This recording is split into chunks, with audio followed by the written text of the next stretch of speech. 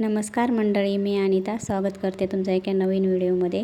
तर इथं घटस्थापनेच्या दिवशी बाळूमामाच्या मूर्तीवर प्राणप्रतिष्ठा केली, कारण की भरपूर दिवस झालं बाळूमामा तांदळात ठेवलेले होते आम्ही.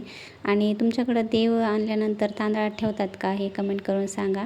आम्ही तांदळात नवीन मूर्ती जर आणली तर ती तांदळात ठेवतो अगोदर आणि त्यानंतर मग त्याची पूजा करतो. तर इथे श्री इतका त्रास देत होता ना मला, इथे ठेवायचे देव तिथे ठेवायचे, तर त्याचंच ऐकावं लागतं, नाही तर रडतच बसतो. तर इथं मग स्वच्छ पाण्याने अगोदर बाळूमामांना स्नान घातलं, त्यानंतर मग पंचामृताने अभिषेक केला. आणि आता इथे माझ्याकडं असं म्हणजे ग्रंथ वगैरे काही नाही आहे, म्हणजे त्यात वाचून अशी आपली जशी माहिती आहे तसंच मी पूजा केली बरं का. आणि काही चुकत असेल तर नक्की कमेंट करून सांगा, चुकलं असेल तर.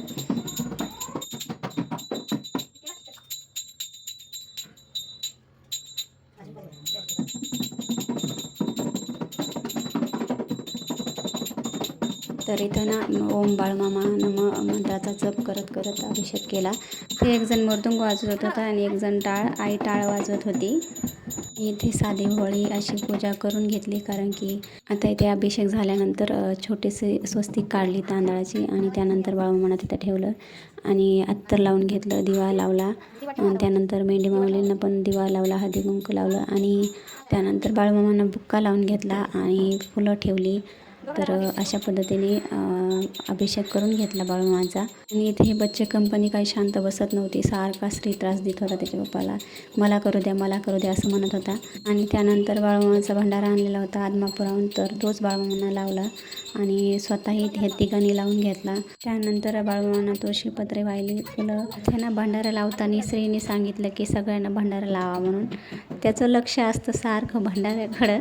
आणि मग तो म्हणत होता आईला लावा, दाजीला लावा, तुम्हाला लावा, मला लावा. आणि तो ब्राह्मण काकाच होता दुसरा. फुलं ठेवताना सुद्धा इथं फुल ठेवा तिथं फुल ठेवा, हा गण लावा तो गण लावा, सारखा त्यांना त्रास देत होता. पण लक्षात पण आणून देत होता की काय करायचं म्हणून.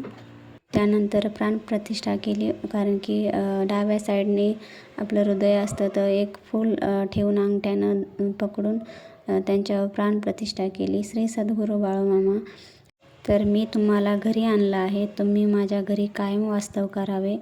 तुमच्यामध्ये मी प्राणप्रतिष्ठा करतो आहे आणि तुमच्यामध्ये प्राण येऊन तुम्ही माझ्या घरी कायम निवास करावा. आणि मी तुमची मनोभावे पूजा करीन, भक्ती करीन आणि माझ्याकडनं अशा काही चुका होऊ देणार नाही जे की तुम्हाला आवडत नाहीत. आणि अशा पद्धतीने प्राणप्रतिष्ठा बाळूमामाच्या मूर्तीवर झाली. त्यानंतर गणपती बाप्पाची आरती आणि बाळूमामाची आरती केली. आणि स्पेशली आरतीचं ताट हे दादापाशीच असतं, कारण की तो कोणाला हात लावू देत नाही, नाही तर मग रडतच बसतो. तर तो आरती करत होता. आणि तर बाळूमामाची आरती जी आहे ती मोबाईलवरतीच लावली होती, कारण की मला येत नव्हती आणि माझ्याकडं आरतीचं पुस्तकसुद्धा नव्हतं, त्यामुळे मग मोबाईलवरच लावली, आरती करून घेतली.